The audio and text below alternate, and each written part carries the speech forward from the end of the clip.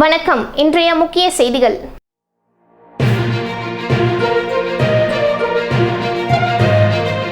எரிசக்தி பயன்படுத்துவதில் இந்தியா முதலிடத்தில் உள்ளது. துணை குடியரசுத் தலைவர் வெங்கையா நாயுடு பெருமிதம்.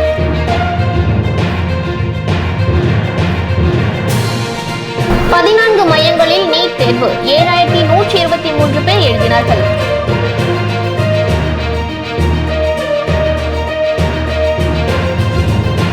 ஸ்ரீ வலமுறை வெற்றி விநாயகர் ஆலயத்தில் ஊஞ்சல் உற்சவம். திமுக அமைப்பாளர் சிவா சாமி தரிசனம்.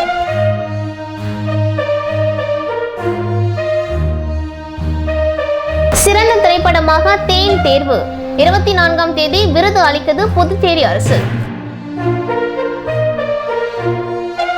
புதுப்பிக்க எரிசக்தி பயன்படுத்துதலில் இந்தியா முன்னேற்றத்தில் உள்ளது என்றும் ஜிப்மர் மருத்துவமனை வளாகத்தில் சூரிய ஒளி மின் ஆலையை தொடங்கி வைத்த துணை குடியரசுத் தலைவர் வெங்கையா நாயுடு உரையாற்றினார். பல்வேறு அரசு நிகழ்ச்சிகளில் பங்கேற்க 2 நாள் பயணமாக துணை குடியரசுத் தலைவர் வெங்கையா நாயுடு புதுச்சேரி வந்தார். தனி ஹெலிகாப்டர் மூலம் புதுச்சேரி வந்த அவரை துணைநிலை ஆளுநர் தமிழிசை சவுந்தரராஜன், முதலமைச்சர் ரங்கசாமி, அமைச்சர்கள், சட்டமன்ற உறுப்பினர்கள் வரவேற்றனர். தொடர்ந்து புதுச்சேரி ஜிப்மர் மருத்துவமனை மற்றும் ஆராய்ச்சி நிறுவனத்தில் ரூபாய் 7.67 கோடியில் 1482 கிலோவாட் மின்சாரம் தயாரிக்கும் சூரிய சக்தி நிலையம் தொடக்க விழா நிகழ்ச்சியில் பங்கேற்றார்.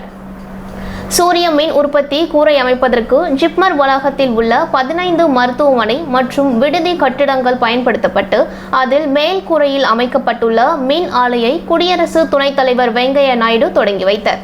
தொடர்ந்து நிகழ்ச்சியில் உரையாற்றிய வெங்கையா நாயுடு, புதுப்பிக்க எரிசக்தி பயன்படுத்துதலில் இந்தியா முன்னேற்றத்தில் உள்ளது என்றும் சூரிய ஒளியில் மின்சாரம் உற்பத்தி சுற்றுச்சூழலுக்கு உகந்தது என்றும் அனைத்து அரசு கட்டடங்களில் சூரிய ஒளி மின்சாரம் உற்பத்தி சாதனங்களை பொருத்துவதும் மழைநீர் சேகரிப்பும் கண்டிப்பாக தேவையாக உள்ளது என்றும், ஏனெனில் காற்றுக்கும் சூரிய ஒளிக்கும் இயற்கையாகவே நோயை குணப்படுத்தும் தன்மை உள்ளது.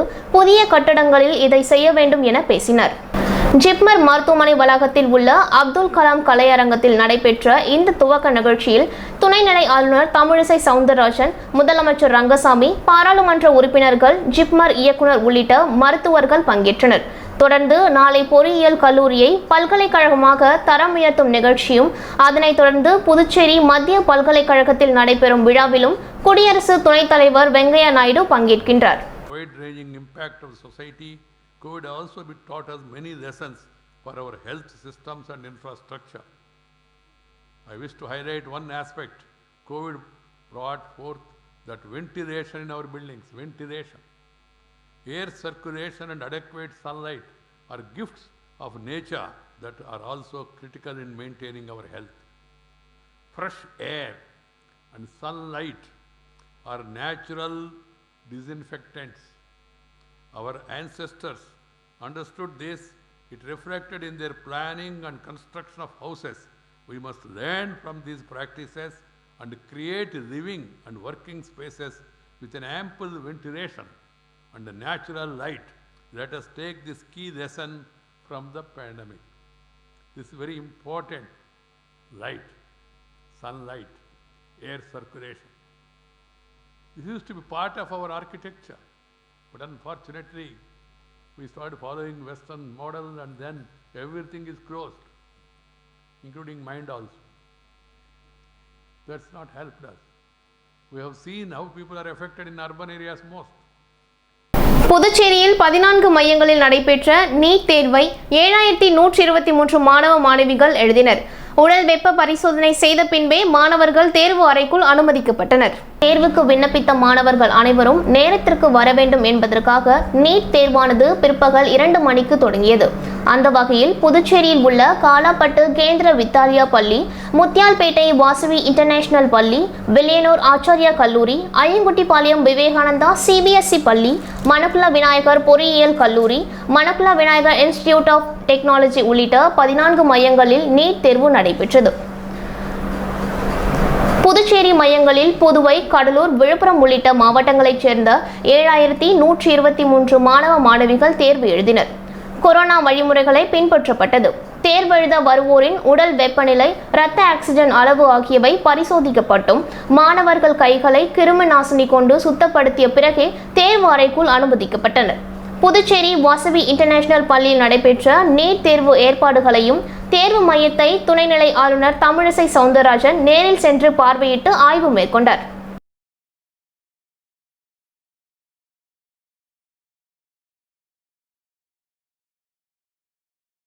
புதுச்சேரியில் அரசு மருத்துவரை காவல் ஆய்வாளர் ஒருவர் தாக்கிய சம்பவம் பரபரப்பை ஏற்படுத்தியுள்ளது. குடியரசு துணைத் தலைவர் வெங்கையா நாயுடு 3 நாள் பயணமாக புதுவை வந்துள்ளார். அவர் பாரதியார் நினைவு இல்லத்திற்கு சென்றார். முன்னதாக அவரது வருகையை முன்னிட்டு பாரதியார் நினைவு இல்லத்தில் அமைந்துள்ள ஈஸ்வரன் கோவில் வீதி மற்றும் மிஷன் வீதிகளில் இருந்த பெட்டி கடைகள், சாலையோரம் வைக்கப்பட்டிருந்த கடைகளின் போர்டுகளை போலீசார் அகற்றினர். அப்பொழுது மிஷன் வீதியில் கடை வைத்திருந்த பாஜக நிர்வாகி ரவி என்பவரது கடையை ஆய்வாளர் சண்முக சுந்தரம் தலைமையிலான போலீசார் அங்கிருந்து அகற்ற வலியுறுத்தினர். அப்பொழுது அவர் தனது மகன் அரசு மருத்துவர் துரைசாமி வந்தவுடன் கடையை அகற்றுவதாக கூறியுள்ளார்.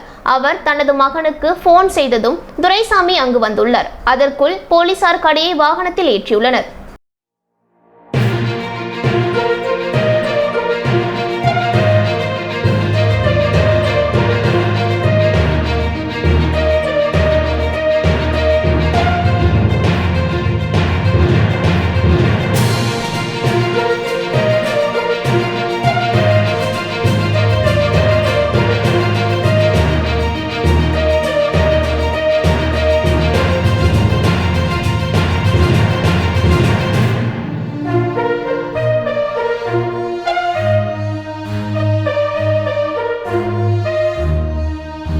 புதுச்சேரி லாஸ்பேட்டை சாந்தி நகர் ஸ்ரீ வலம்புரி வெற்றி விநாயகர் ஆலயத்தில் ஊஞ்சல் உற்சவ நிகழ்ச்சி சிறப்பான முறையில் நடைபெற்றது. இந்த நிகழ்ச்சியில் பங்கேற்ற புதுவை மாநில திமுக அமைப்பாளர் சிவா சிசிடிவி கேமராக்களை கோவில் நிர்வாகத்திற்கு வழங்கினார். புதுச்சேரி லாஸ்பேட்டை சாந்தி நகரில் அமைந்துள்ளது ஸ்ரீ வலம்புரி வெற்றி விநாயகர் ஆலயம். இந்த ஆலயத்தில் விநாயகர் சதுர்த்தி விழாவை ஒட்டி சுவாமிக்கு பல்வேறு சிறப்பு அபிஷேகங்கள், சிறப்பு பூஜைகள் நடத்தப்பட்டு தீபாராதனையும் காண்பிக்கப்பட்டது. இந்த நிலையில் இந்த ஆலயத்தில் சுவாமிகளின் ஊஞ்சல் உற்சவ நிகழ்ச்சி சிறப்பான முறையில் நடைபெற்றது. இந்த நிகழ்ச்சியில் புதுவை மாநில திமுக அமைப்பாளர் மற்றும் வெள்ளியனூர் தொகுதியின் சட்டமன்ற உறுப்பினர் சிவா தலைமை தாங்கி சுவாமிகளை வழிபாடு செய்தார். அப்பொழுது அவருடன் சட்டமன்ற உறுப்பினரின் துணைவியார் நிர்மலா சிவா மற்றும் லாஸ்பேட்டை தொகுதி திமுக செயலாளர் தியாகராஜன், கழக பொருளாளர் லோகையன், கமலக்கண்ணன் மற்றும் கட்சி நிர்வாகிகள் சண்முக சுந்தரம், கார்த்திக், பெருமாள், ரவி, சுந்தரபாண்டியன், தண்டபாணி, செல்வராஜ் மற்றும் பகுதியை சேர்ந்த பக்தர்கள் பங்கேற்றனர். முன்னதாக லாஸ்பேட்டை தொகுதியின் திமுக செயலாளர் தியாகராஜன் தனது சொந்த செலவில் விநாயகர் கோவிலுக்கு சிசிடிவி கேமராக்கள் மற்றும் பக்தர்களுக்கு பாத்திரங்களில் பிரசாதம் வழங்கியது குறிப்பிடத்தக்கது. சுமார் 70,000 மதிப்பிலான இந்த பொருட்களை புதுவை மாநில திமுக அமைப்பாளரும் சட்டமன்ற உறுப்பினருமான சிவா கோவில் நிர்வாகத்திற்கு வழங்கினர்.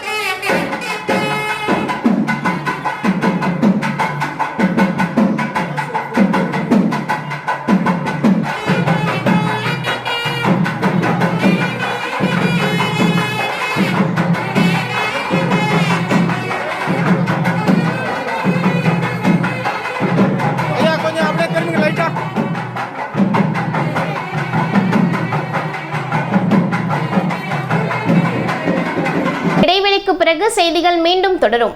புதுவை மாநிலத்தின் சிறந்த கோச்சிங் சென்டராக 10 முறை விருது பெற்ற உங்கள் முதலியார்பேட்டை விவேகானந்தர் கோச்சிங் சென்டர் VCCயில் பயிற்சி வகுப்புக்கு சேர்க்கை நடைபெறுகிறது.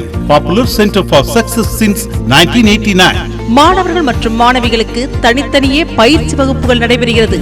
கடந்த ஆண்டு நடைபெற்ற நீட் மற்றும் ஜிப்மர் பயிற்சி வகுப்பில் எங்களது VCCயில் பயின்ற 168 மாணவ மாணவிகள் தேர்ச்சி பெற்றுள்ளனர். Separate classes for English and Tamil medium. இந்த ஆண்டிற்கான நீட் JEE பயிற்சி வகுப்புகள் நடைபெறுகிறது.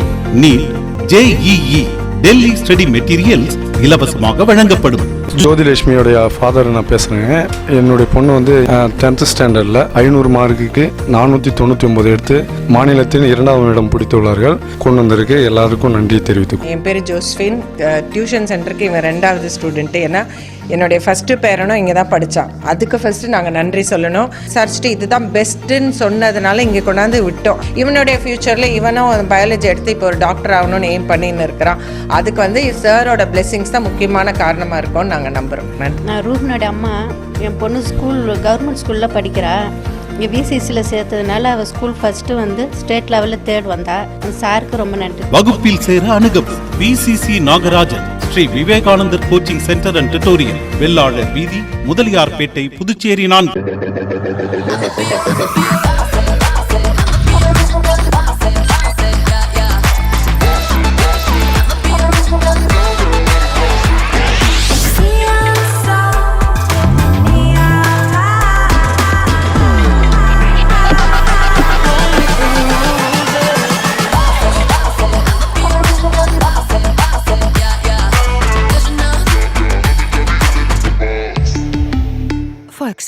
செய்திகள் தொடர்கின்றன.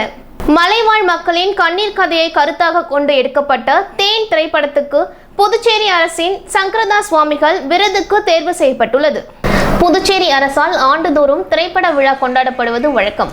அதேபோன்று இந்த ஆண்டு திரைப்பட விழா நடத்த முடிவு செய்து அதற்காக தேர்வு செய்யும் குழு சட்டசபையில் கூடி மாநில பாஜக சார்பாக மகாகவி பாரதியாரின் 100ஆண்டு நினைவு தினத்தை முன்னிட்டு நடத்தப்பட்ட பல்வேறு போட்டிகளில் வெற்றி பெற்ற சிறுவர் சிறுமிகளுக்கு பரிசளிப்பு விழா நடைபெற்றது.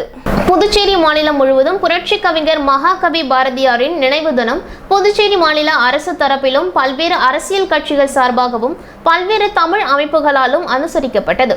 அதே வேளையில் புதுவை மாநில பாஜக சார்பாகவும் புரட்சி கவிஞர் மகாகவி பாரதியாரின் 100ஆண்டு நினைவு தினம் அனுசரிக்கப்பட்டது.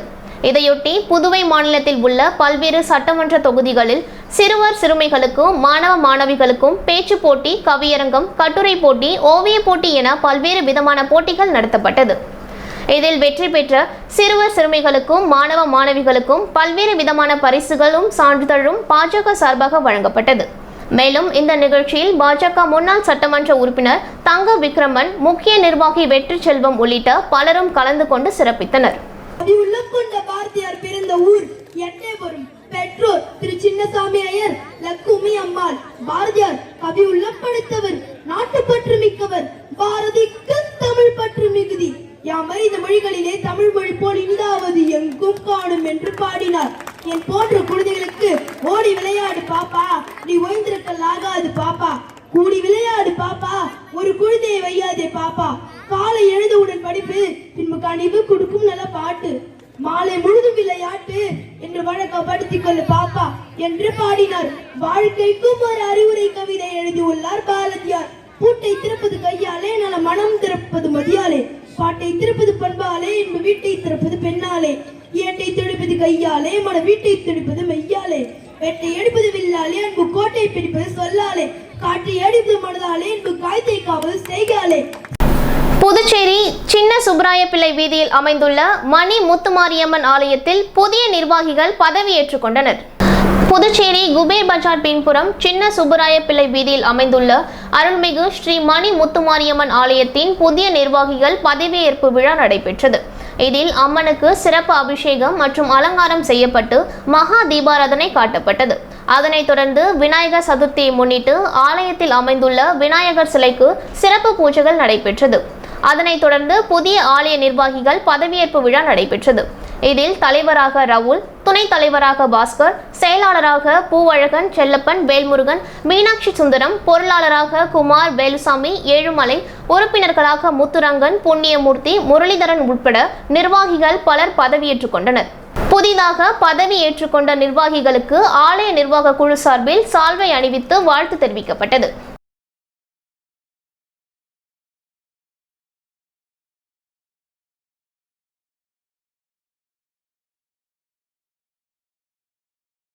திருப்புவனை தொகுதி மதகடிப்பட்டில் அமைச்சர் நமச்சிவாயம் பிறந்தநாள் விழாவினை முன்னிட்டு 1000 நபர்களுக்கு நலத்திட்ட உதவிகள் மற்றும் அன்னதானம் வழங்கப்பட்டன. புதுச்சேரி மாநிலம் திருப்புவனை சட்டமன்ற தொகுதிக்குட்பட்ட மதகடிப்பட்டில் உள்துறை அமைச்சர் நமச்சிவாயம் பிறந்தநாள் விழா பிரம்மாண்டமாக கொண்டாடப்பட்டது. சிறப்பு அழைப்பாளராக அமைச்சர் நமச்சிவாயம் கேக் வெட்டி அனைவருக்கும் வழங்கினார்.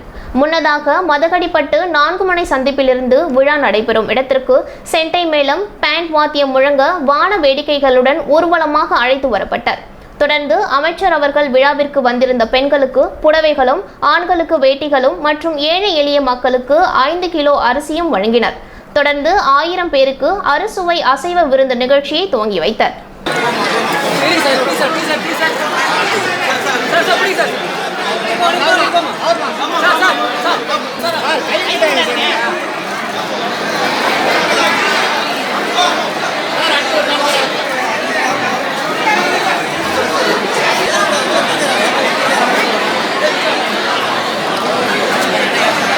தலித் கிறிஸ்தவர் விடுதலை இயக்கம் சார்பாக இளைஞர் மற்றும் இளம்பெண்கள் பயிற்சி முகாம் நடைபெற்றது. தலித் கிறிஸ்தவர் விடுதலை இயக்கம் சார்பாக புதுவை, கடலூர் உயர்மறை மாவட்டம் இளைஞர் மற்றும் இளம்பெண்கள் பயிற்சி முகாம் நடைபெற்றது. உயர் மாவட்ட ஆலோசனை குழு சலேந்தையின் ஒருங்கிணைத்த மாநில இணை பொதுச் செயலாளர் ஆனந்தராஜ் நெறிவுரை ஆற்றினர். மாநில தலைவர் மேரிஜான் பயிற்சி முகாமினை தொடங்கி வைத்து சிறப்புரை ஆற்றினர். நிகழ்ச்சியில் செயல் தலைவர் ஆரோக்கியதாஸ் மற்றும் மாநில நிர்வாகிகள் பலர் கலந்து கொண்டனர். இறுதியாக ஆசிரியர் அந்தோணி நன்றியுரை வழங்கினார். சுற்றுச்சூழலுக்கு தீங்கான நெகிழி பயன்பாட்டை தவிர்க்க துணிப்பையை பயன்படுத்துவோம் என்ற வாயில் விழிப்புணர்வு நிகழ்ச்சி நடைபெற்றது. நிகழ்ச்சியை துணிப்பையை மக்களிடத்தில் இலவசமாக விநியோகித்து வரும பொது சேவை இயக்க நிறுவனர் சமூக செயல்பாட்டாளர் சோழன் விருதாளர் கணேஷ் அவர்கள் ஏற்பாட்டில் நேரு வீதி ரவி கலர்ஸ் துணிக்கடை உரிமையாளர்கள் இயற்கையை பாதுகாக்க வேண்டி மக்களிடத்தில் இலவசமாக நெகிழி தவிர்த்து துணிப்பையை கொடுத்து வருகிறார்கள். ரவி கலர்ஸ் புருஷோத் மற்றும் மணிபாரதி அவர்களின் பங்களிப்புடன் துணிப்பை பயன்படுத்தி விழிப்புணர்வு நிகழ்ச்சி நடைபெற்றது. நிகழ்ச்சியை மத்திய செயல்பாட்டாளர் அனைத்திந்திய விவசாய சங்க புதுவை மாநில தலைவர் சித்தானந்த முரளி வழிநடத்தினர். நிகழ்ச்சியை ஓய்வு பெற்ற காவல்துறை அதிகாரி கலைவரதன், EB சிவசங்கரன், மத்திய செயல்பாட்டாளர் திருநாவுக்கரசு ஆகியோர்கள் ஒன்றிணைந்து கலந்து கொண்ட அனைவருக்கும் சமூக செயல்பாட்டாளர், இயற்கை ஆய்வாளர், அனைத்திந்திய விவசாய புதுவை மாநில செயலாளர், இயற்கை சேவை அமைப்பின் நிறுவனர் ஜெயமுருகன் அவர்கள் நன்றியுரை கூறினர்.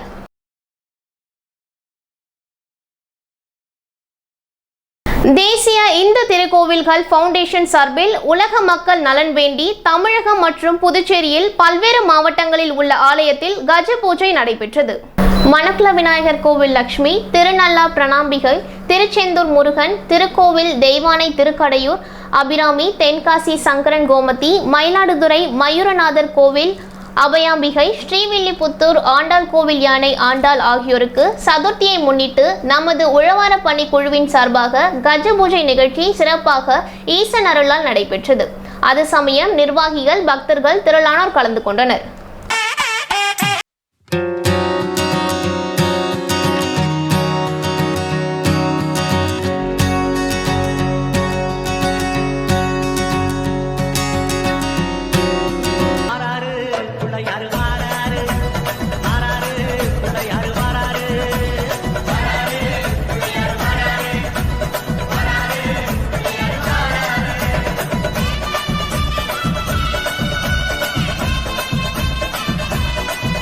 மீண்டும் இன்றைய முக்கிய செய்திகள்.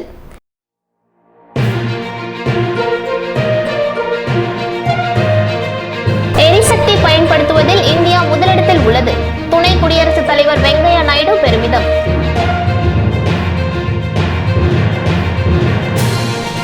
பதினான்கு மையங்களில் நீட் தேர்வு 7123 பேர் எழுதினார்கள்.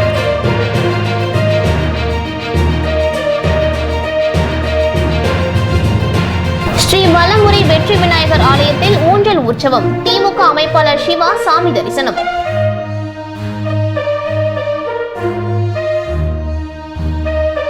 சிறந்த திரைப்படமாக தேன் தேர்வு. 24ஆம் தேதி விருது அளித்தது புதுச்சேரி அரசு.